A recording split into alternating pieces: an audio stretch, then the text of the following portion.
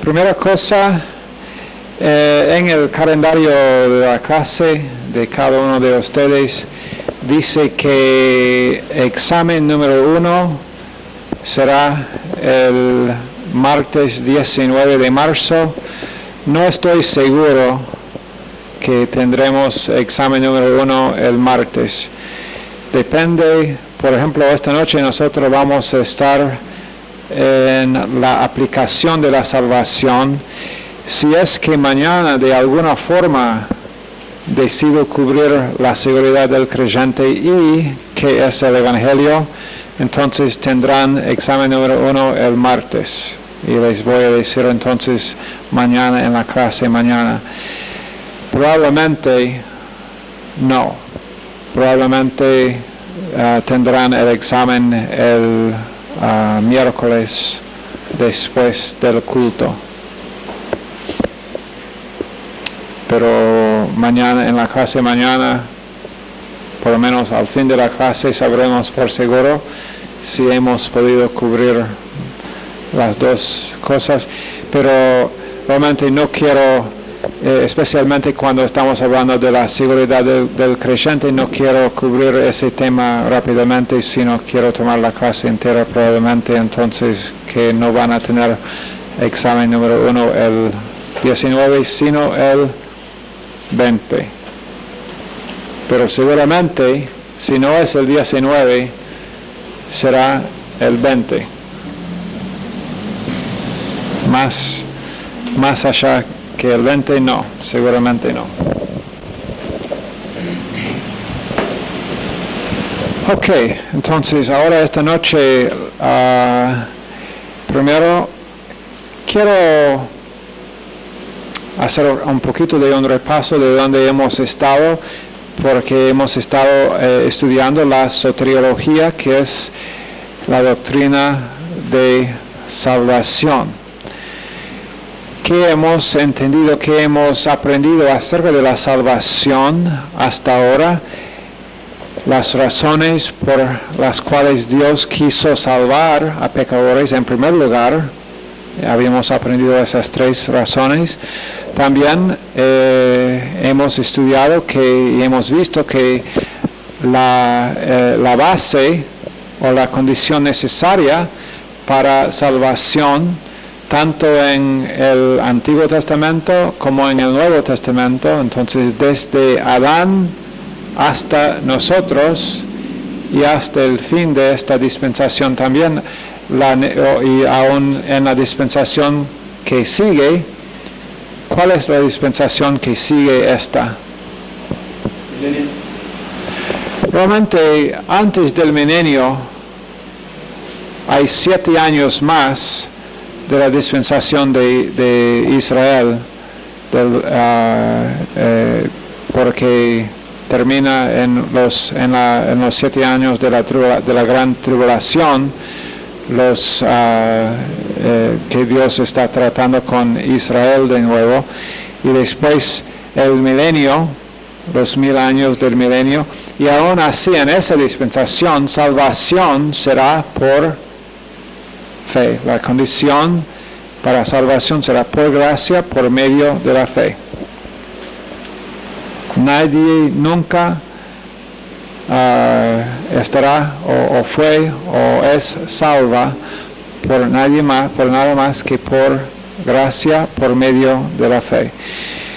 Hemos visto también que cada persona es depravada, sufre de esa condición de depravación, que significa que cada persona necesita un Salvador. Y eso es una parte muy importante en nuestra presentación del Evangelio, entender. Yo tengo que, cuando la persona me dice cuán buena persona es, tal vez cuando la persona te dice cuántas cosas buenas ha hecho, tú te encuentras ahí pensando, wow, esa persona realmente es buena. Es mucho mejor que yo, ha hecho muchas más cosas que yo, buenas, pero hay que entender que no importa cuántas buenas obras uno ha hecho, o está haciendo o va a hacer en el futuro, la persona es depravada y entonces necesita ser salva. Hablamos en cuanto a la doctrina de salvación también acerca del hecho de que Jesucristo de la unión hipostática. ¿Qué significa la unión hipostática? 100% Dios, 100% hombre. 100%, Jesucristo es 100% Dios y 100% hombre en una persona. ¿Y por qué es esa? ¿Qué es la importancia de esa verdad? Que es verdad, pero ¿por qué es importante en cuanto a la doctrina de la salvación? Porque Dios tenía que ser de la raza humana también. Porque Dios tenía que ser hombre de la raza humana y al mismo tiempo. ¿Por qué? ¿Por qué tenía que ser Dios hombre? Para que represente al hombre, alguien uno que representa a Dios para salvarlo y alguien que representa al hombre para poder tomar delante de Dios. Ok. Tenía que ser Dios. Las dos cosas son importantes, que Él es 100% Dios y que Él es 100% hombre. Tenía que ser 100% hombre para poder representar toda la raza humana. Si no era 100% hombre, no puede, entonces no funciona la expiación vicaria. ¿Qué significa vicaria? Sustitución. Okay, que Jesucristo fue nuestro sustituto, entonces no funciona la expiación vicaria o la redención vicaria si Jesús no era 100% hombre. No puede ser el sustituto. Y si Él no era 100% Dios, no pudo salvarnos. Su muerte solamente podría tener valor, aunque Él hubiera vivido una vida perfecta. Su vida perfecta solamente habría valido para Él y no para toda la raza. Entonces 100% Dios, 100% hombre, eso es muy importante. También fue importante entender que el hombre fue reconciliado con Dios. No es que Dios fue reconciliado con el hombre, porque si decimos que Dios fue reconciliado al hombre, esto realmente disminuye la doctrina de depravación, porque fue Dios entonces que tuvo que cambiar algo acerca de Él para ser reconciliado con el hombre. No, toda la culpa y la falta para nuestra necesidad era por causa de nosotros, no por causa de que en alguna manera Dios tenía que cambiar. Okay. También vimos que la propiciación por nuestros pecados era ¿qué? ¿Qué era la propiciación por nuestros pecados? Ser hombre. ¿Satisfacer la ira de Dios? No. ¿La qué? ¿Satisfacer la ira de Dios? No, ¿qué era la propiciación para nuestro? ¿Qué? No quiero que ustedes me digan qué es la expiación o la propiciación, sino qué cosa proveyó Dios para hacer la propiciación por nuestros pecados. La sangre de Jesucristo. Romanos 3:25, la sangre o la propiciación que es efectiva por nosotros, viene por fe en la sangre de Jesucristo. En cuanto a las dos cosas, expiación y propiciación, ¿qué es? Expiación es hacia Dios y propiciación hacia hombre. ¿Qué significa la palabra dikaiao? Okay, justificado, pero declarado justo. No hecho justo, sino declarado justo. Okay. ¿Y cómo es que nosotros estamos hechos la justicia? Dice el verso, estamos hechos justicia de Dios. ¿Cómo es que nosotros somos hechos justicia de Dios? Estamos en Cristo. Ok, estamos puestos en Cristo. ¿Quién es? La justificación. ¿Quién es justo? Cuando dice que nosotros somos hechos justicia de Dios en Él, es que nosotros estamos puestos en Él y Él es justo. Entonces nuestra justificación es don de Dios, porque no es que nosotros, que Dios hizo algo para hacernos a nosotros mismos o nuestra experiencia mejor para hacernos justos así, sino que Él simplemente nos colocó dentro de Jesucristo. ¿Por qué es eso importante?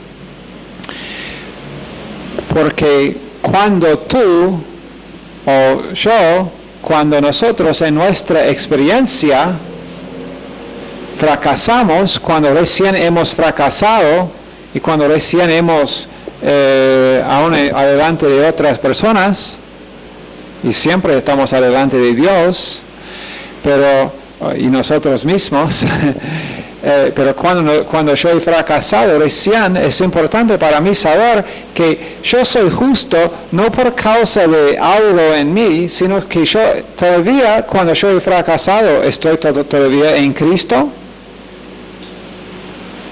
¿Estoy todavía en Cristo? ¿Estás todavía en Cristo? Entonces, ¿todavía justo?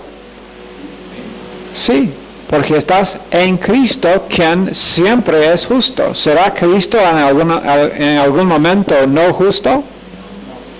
No. Entonces, siempre serás justo. Okay. Cuando hablamos acerca de del hecho de que Cristo, en Romanos 10:4, que Cristo es el fin de la ley por justicia a cada uno que cree, ¿qué significa esto?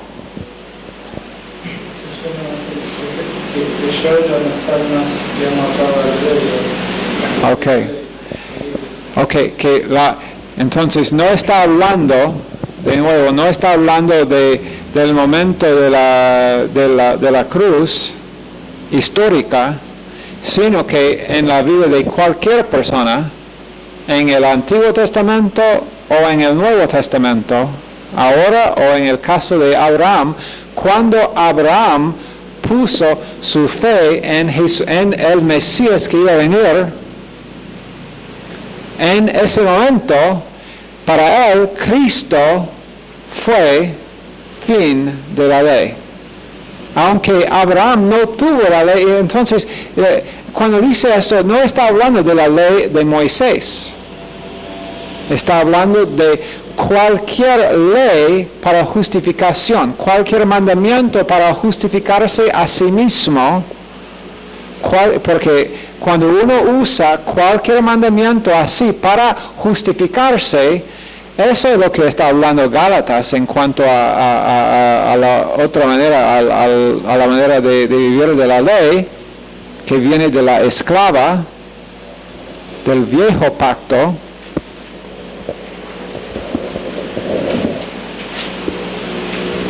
Que tiene que ver con el viejo pacto no tiene nada que ver con el viejo o el Antiguo Testamento, tiene que ver con el viejo hombre que cada uno tiene, que Adán y Eva tenían cuando pecaron.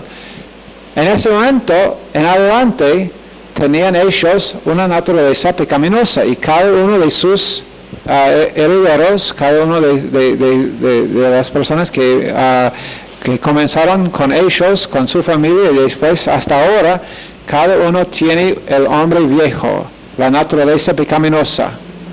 Entonces, es esa naturaleza de lo que está hablando cuando dice el pacto viejo.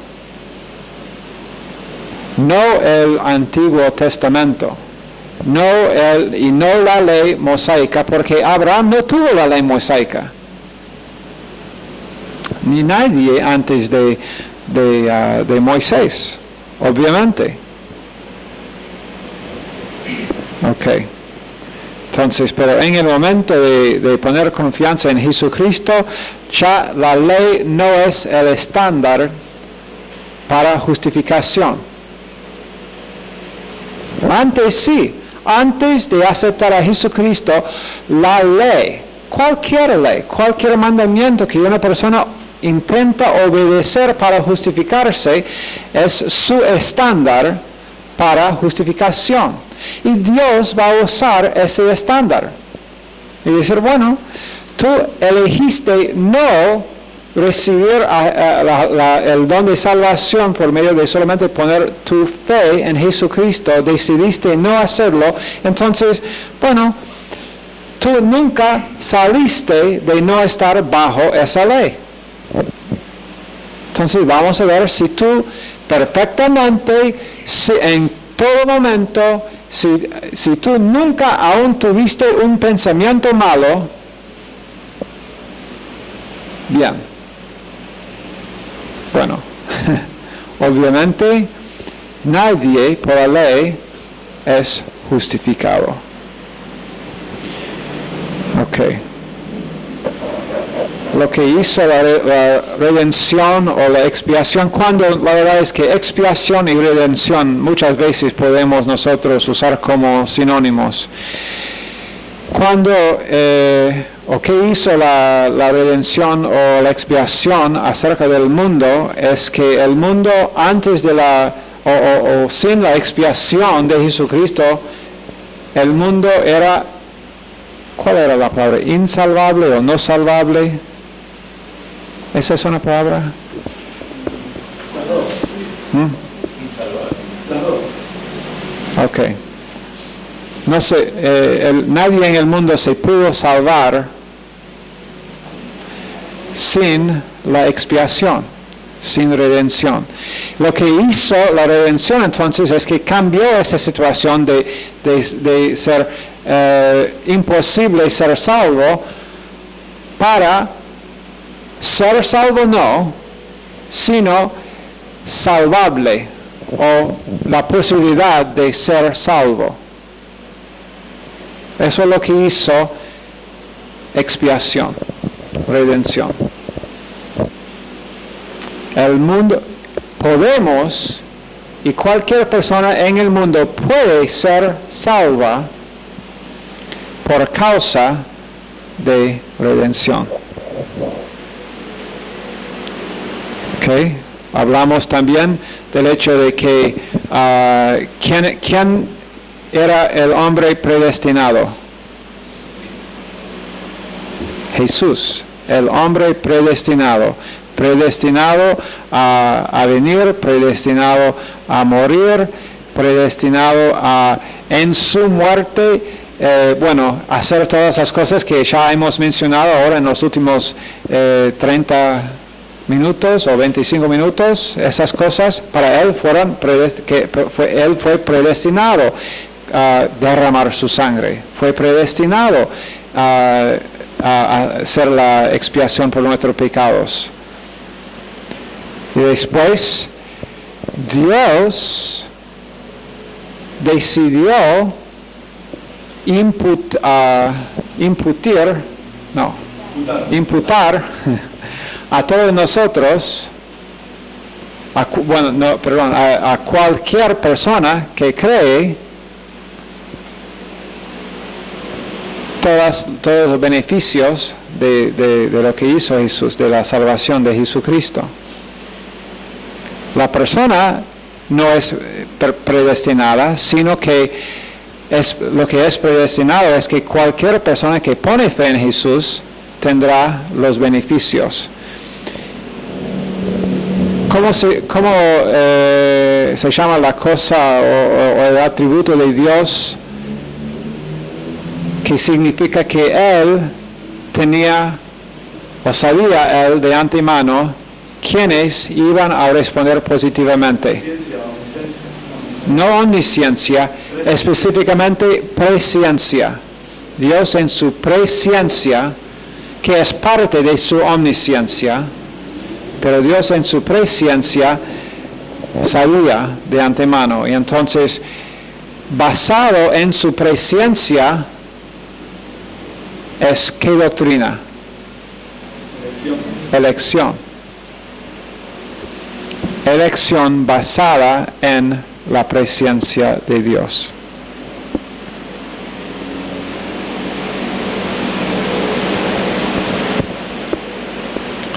¿Qué teólogo dijimos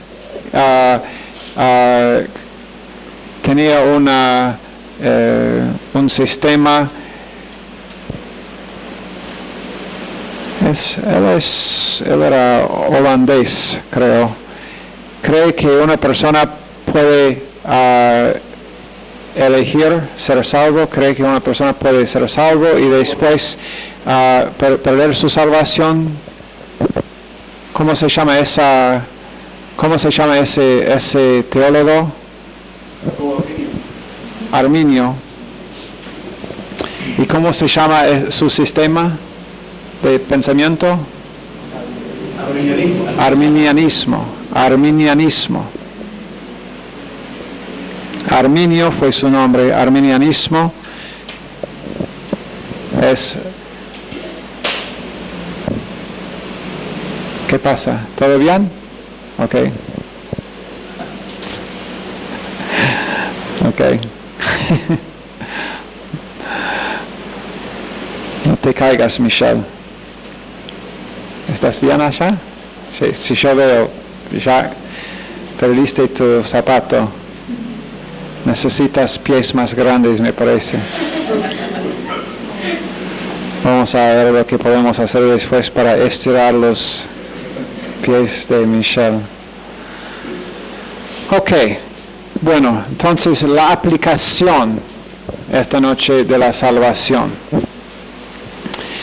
La aplicación de la salvación, realmente hay, como habíamos hablado anoche acerca de del orden de los decretos de Dios en cuanto al lapsarianismo.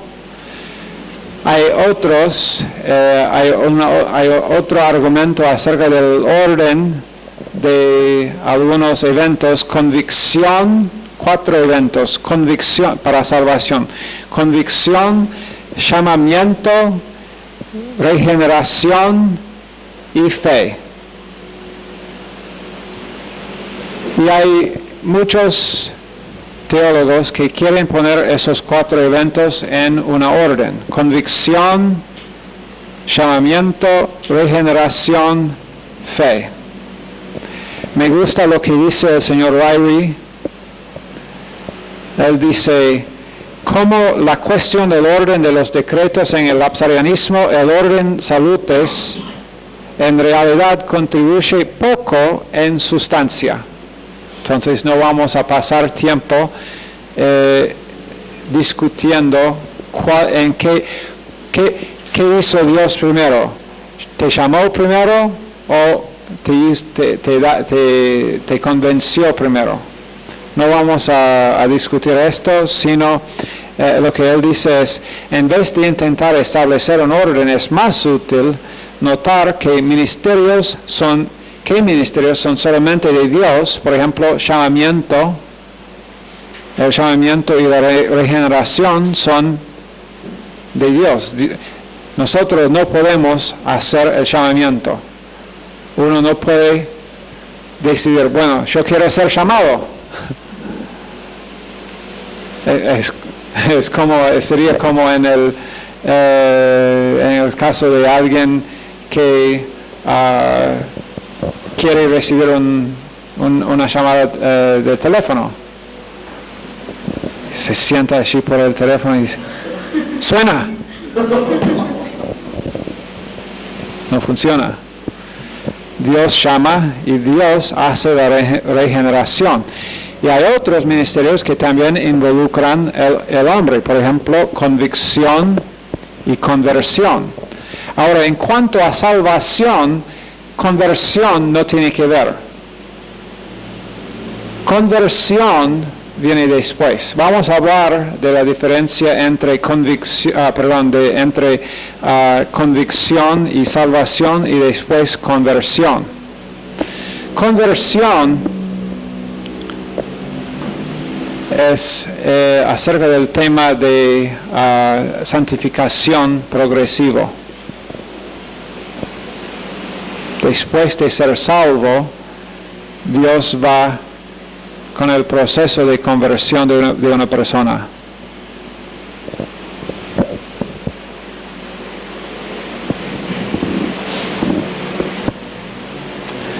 Ok, pero ahora vamos a estudiar estos cuatro. Entonces, convicción.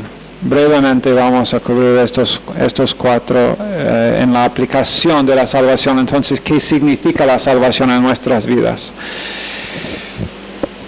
En Juan 16,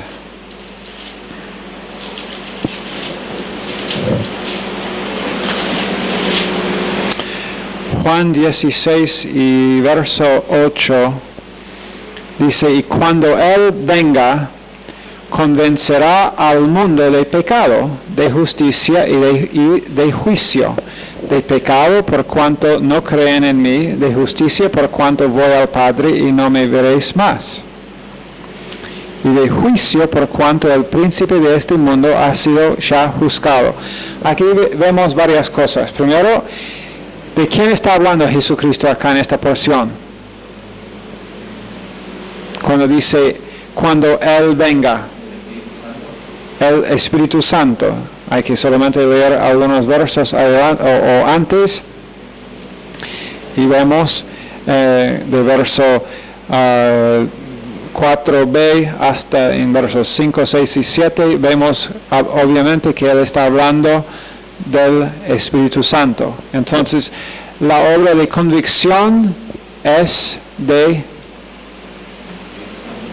Dios. El Espíritu Santo convence. Ahora, involucra la persona que está siendo convencida, pero ¿quién inicia la convicción? Dios, el Espíritu Santo. Esto también es muy importante entender en cuanto a nuestro evangelismo. Ahora, nosotros somos embajadores de Dios, ¿verdad o no? Cuando nosotros hablamos con una persona, nos salva, ¿quién hace la convicción? Dios hace la convicción. Nosotros tenemos que si nosotros pensamos, pero parece que la persona no está cambiando su mente, entonces yo he fracasado acá y tengo que hacer algo más para convencer a la persona.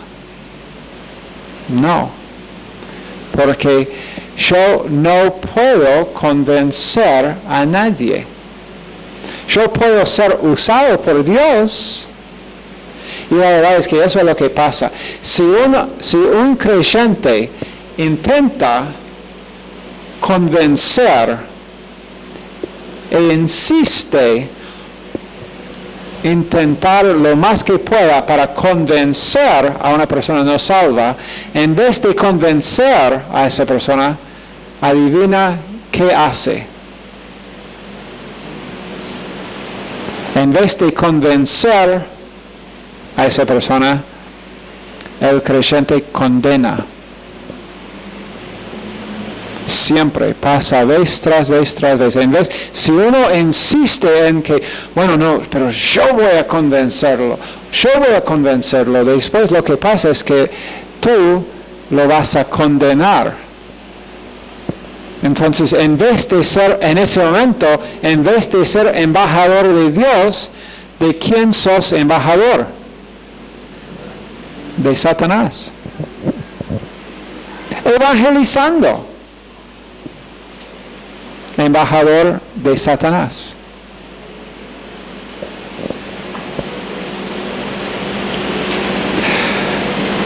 Ok, pero entonces eso nos da mucho reposo, entender entonces el hecho de que la convicción viene de Dios a esa persona. Yo solamente soy embajador para compartir el mensaje. También otra cosa que pasa con gente que hacen esto, que piensan que, bueno, pero nosotros tenemos que hacer algo, de ahí surge la idea o la doctrina del evangelismo por poder.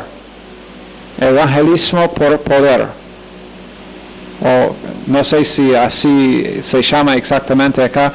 En inglés es power evangelism. Evangelismo de poder o por poder. De poder. Evangelismo de poder. Y esto sí, evangelismo de poder enseña que si yo estoy testificando, igualmente si estoy siendo guiado por el Espíritu Santo,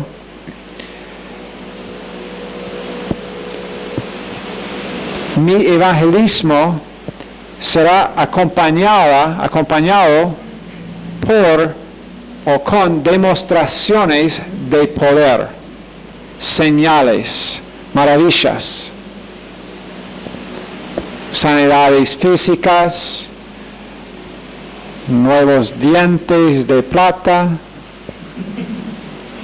cualquier cosa, pero señales o maravillas, milagros, cualquier demostración de poder. Si eso es lo que ellos enseñan, que entonces, y hay grupos que lo hacen,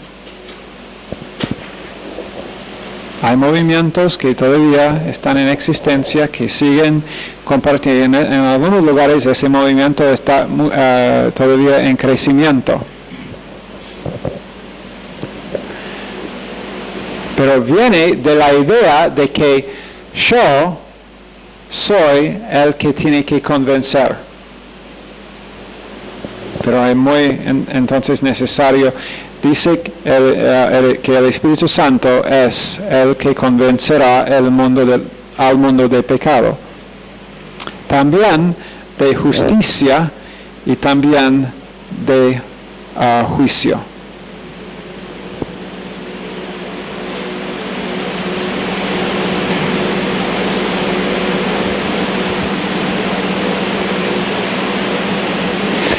Ok, ¿qué significa entonces convencer o convicción? Convicción es el acto de convencer, el acto de poner la verdad del caso. Voy a leer exactamente lo que dice el señor Riley, porque su definición es lo que vamos a usar. El que convence a otro pone la verdad del caso disputado en una luz clara delante de él, de modo que él tenga que verla y reconocerla como verdad.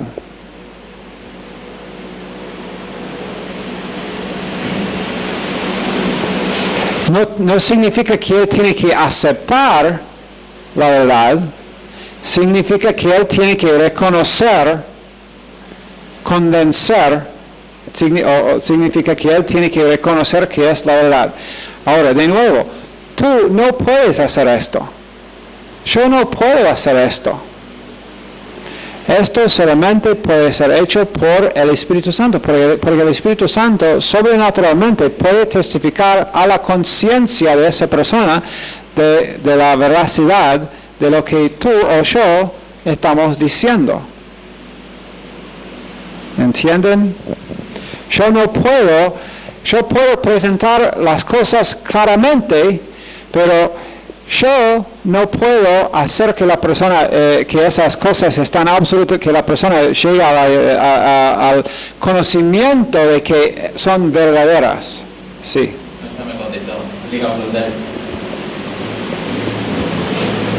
Ok.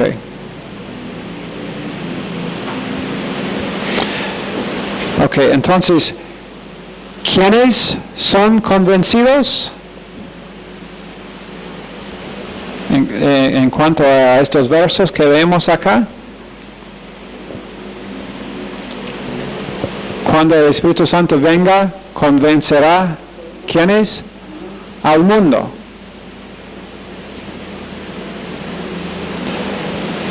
En algún sentido, todos en el mundo, pero en el sentido más estrictamente cuando el Espíritu Santo testifica a la verdad acerca de, por ejemplo, cuando tú o yo estamos presentando fielmente el Evangelio de la palabra de Dios a la persona, el Espíritu Santo testifica y convence a esa persona de lo que estamos diciendo, que eso es la verdad.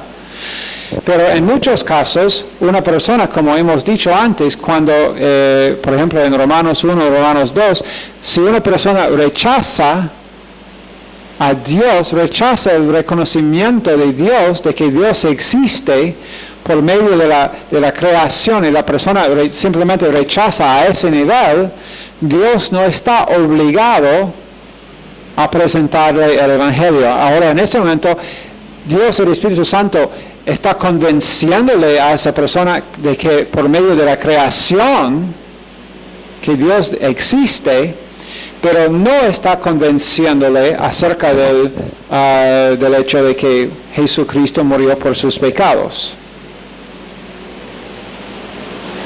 Nadie ve la naturaleza y dice, wow, mira el orden y todo esto, mira tanto orden que hay. Un médico o un científico que estudia los átomos y todo esto dice, wow, qué orden que hay. Debe ser que Jesucristo murió por mis pecados. No han sido convencidos de esto, sino de la existencia de Dios. Después, entonces, entonces hay realmente en dos sentidos de convicción acá. Pero en cualquier manera, Dios es Dios, el Espíritu Santo que convence. Sí.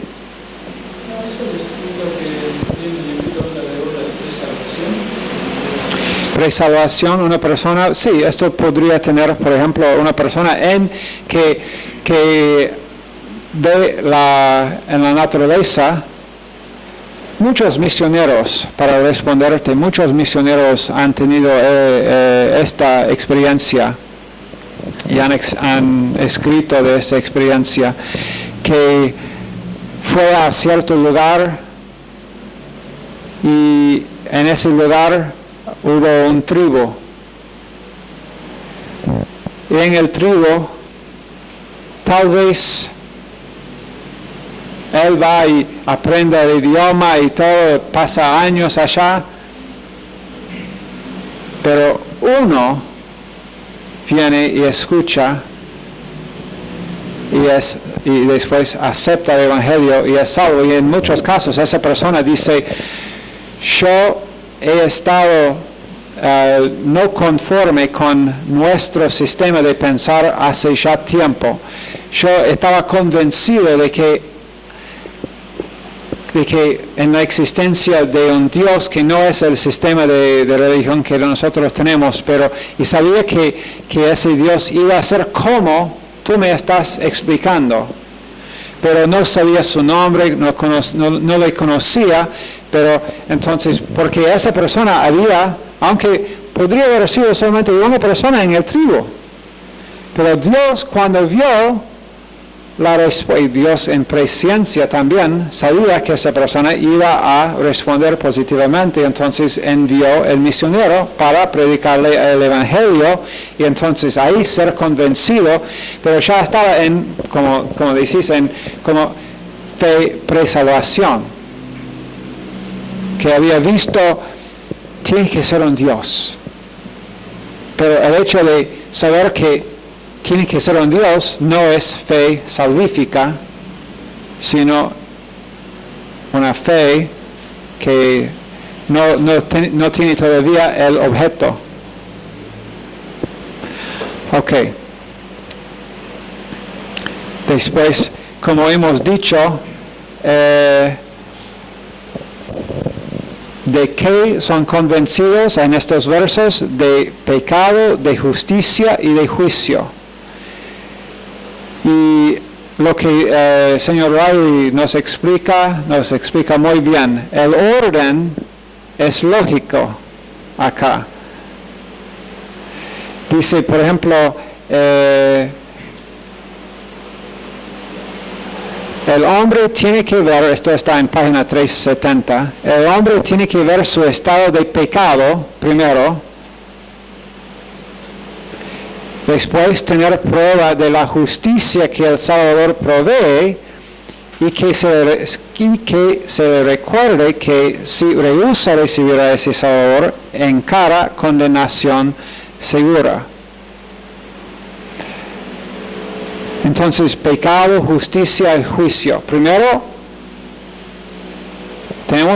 tenemos que dejar que algunos dicen, no, nunca debemos hablar de pecado, porque ya los pecados son pagados por Jesucristo. Y es verdad, los pecados ya fueron pagados por Jesucristo. Pero si la persona no sabe que es pecador, ¿por qué va a querer salvación? Sí, necesito ser salvo. ¿De qué? No sé, pero si tú me dices que necesito ser salvo, sería como una persona que no entiende que está en peligro.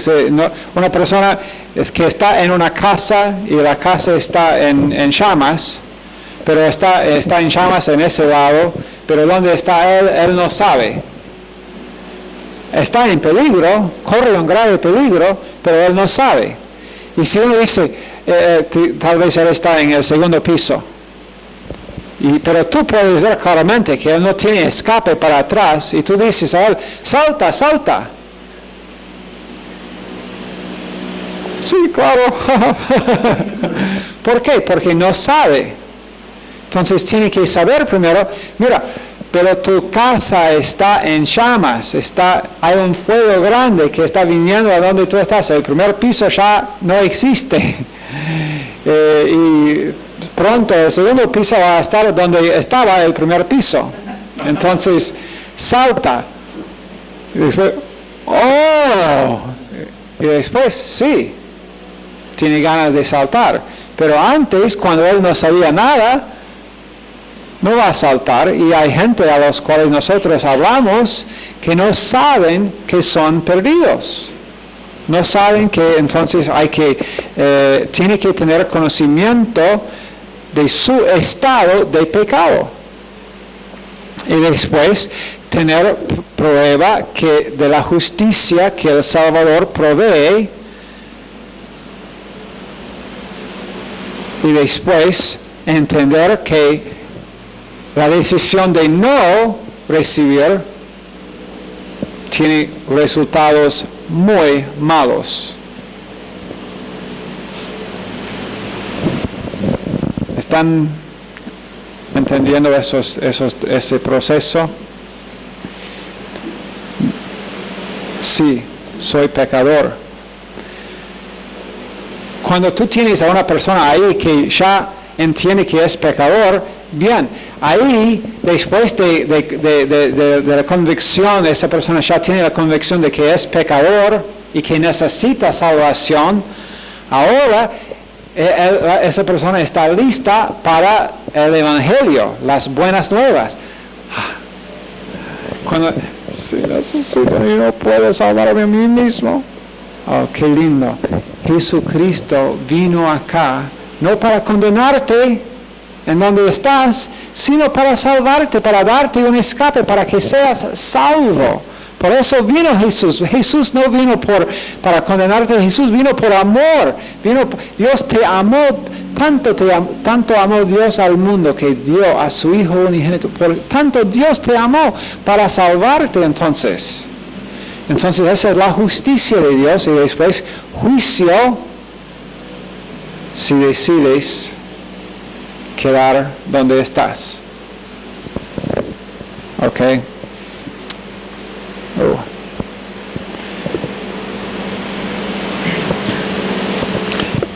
Después, ¿cómo se efectúa la convicción? Esto ya hemos hablado. Hemos dicho que el Espíritu Santo habla a la conciencia del hombre. También Dios puede hablar a través de su palabra. También puede usar a Martín Rodríguez.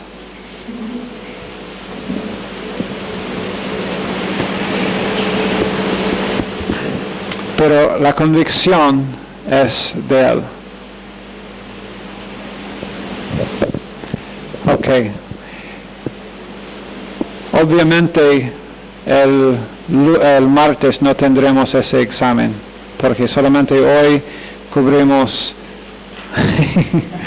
y ahora no estoy seguro si el miércoles vamos a tener el examen. Creo que sí, pero mañana tendremos el llamamiento, regeneración y la fe, y después iremos directamente a la seguridad del creyente, entonces el hecho de que no podemos perder nuestra salvación. Ok, Señor, bendice los estudiantes, cada uno, pedimos en el nombre de Jesús. Amén.